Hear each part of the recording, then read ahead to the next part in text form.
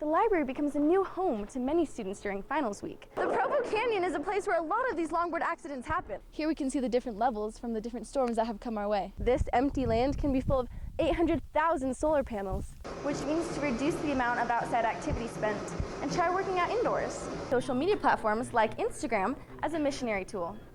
If thousands of students walked on the grass, not only would it die, the high wind warnings mean that winds are at least 40 miles per hour and wind gusts can be up to 65 miles per hour. Boarding the canyon sounds like a fun and simple sport, but it might not be as enjoyable if you end up in the hospital. Hannah was enjoying a beautiful sunny day longboarding the Provo Canyon Trail when she suddenly fell and ended up in the emergency room. I flew off the board and I landed on the back of my head and I fractured my skull and I ended up with a traumatic brain injury and a sprained ankle. And Hannah's not the only victim from skating on this trail. It just kind of snapped. And landed on my face. And I couldn't move my leg. There are many ways to injure yourself while skating, whether it's hitting loose gravel, speed wobbles, or taking a turn too fast. Utah County injury statistics show that 30% of traumatic brain injuries occur on this canyon trail. Trauma team member Leslie Fabian says a lot of these accidents can be avoided if people simply wear a helmet. Please, please, please wear your helmet. I know it's nice to have the wind blowing through your hair, but the head injuries that you can get from longboarding are as severe, if not more, as cycling and snowboarding and even motorcycle riding. Medics say they do not want to discourage people from riding, so just be smart, be aware, and wear a helmet. Then you will be able to enjoy skating throughout your life. Fabian also says the biggest motivator for people to put on a helmet is examples set by friends who wear theirs. Kathleen?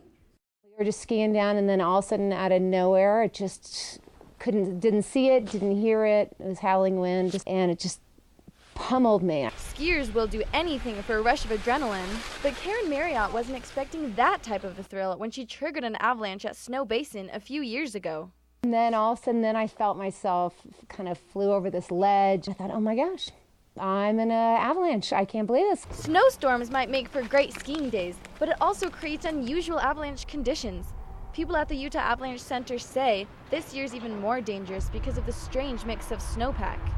We had a really unusual avalanche season so far. We've had kind of a drought up to now, and thin snow means weak snow. Avalanches are caused when new snow lies on top of old weak snow. Here we can see the different levels from the different storms that have come our way.